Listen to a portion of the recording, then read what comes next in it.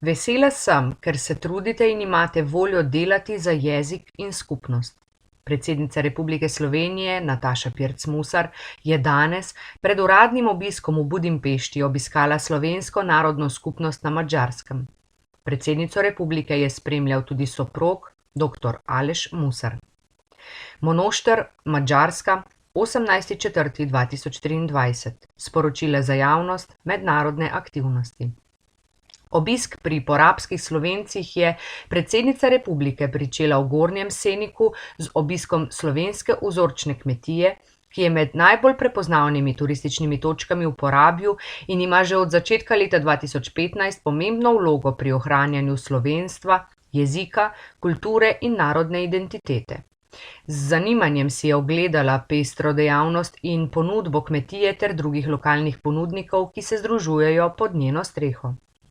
Predsednica republike si je nato v Slovenskem kulturno-informativnem centru Lipa ogledala razstavo ob 25-letnici knjižne zbirke Med Muro in Rabo, v kateri izdajajo dela domačih avtorjev, ki ustvarjajo na območju Prekmurja in Porabja.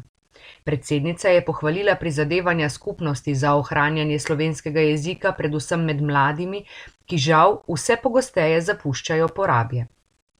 Sledil je pogovor predsednice republike s predstavniki slovenske narodne skupnosti. Ti so ji predstavili organiziranost skupnosti, svoje delovanje in prednostne naloge ter izzive, s katerimi se soočajo. Predsednica se je zahvalila sogovornikom za njihova prizadevanja za vsestranski razvoj slovenske narodne skupnosti na Madžarskem ter vztrajnost in predanost pri utrjevanju narodne zavesti. Posebej je izpostavila tudi prispevek Slovencev na Madžarskem h krepitvi dobrososedskih odnosov med državama. Izrazila je tudi zadovoljstvo, da slovenska narodna skupnost v svojem okolju postaja tudi vedno bolj pomembna gonilna sila gospodarskega razvoja.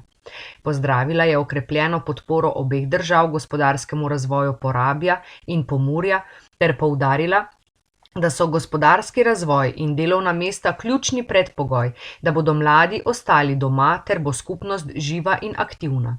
V tem kontekstu je predsednica še posebej pohvalila proaktivnost Slovencev v Porabju, ki so uspešni pri snovanju projektov in pridobivanju evropskih sredstev. Predsednico je posebej navdušil tudi projekt Vzorčna kmetija, ki sledi sodobnim smernicam ekološke pridelave in razvoja vzdržnega turizma, kar postaja vedno bolj privlačno tudi za mlade. Največji izziv predstavniki skupnosti vidijo na področju izobraževanja, kjer je znanje slovenskega jezika potrebno povezati z napori za zagotavljanje predvsem gospodarske perspektive mladi generaciji Slovencev v Porabju. Sogovorniki so izpostavili, da skupnost potrebuje načrtno izgradnjo slovenskega ali dvojezičnega izobraženskega jedra. Predsednica republike je potrdila, da se je treba resno lotiti krepitve in posodobitve poučevanja slovenskega jezika v Porabju in dejala, da se zaveda, da slovenska narodna skupnost na Madžarskem kljub mnogim dosežkom ostaja ranljiva. Številčno je med najmanjšimi narodnimi skupnostmi na Madžarskem, zato še naprej potrebuje skrbno načrtovano podporo svojim prizadevanjem, je poudarila. Brez jezika narod izumira, je dejala in napovedala, da bo v jutrišnjih pogovorih na to opozorila tudi madžarske sogovornike. Vesela sem, ker se trudite in imate voljo delati za jezik in skupnost, je poudarila predsednica in vse prisotne pozvala, naj kljub izzivom ne izgubijo volje in zagona, saj se vse začne in konča pri ljudeh.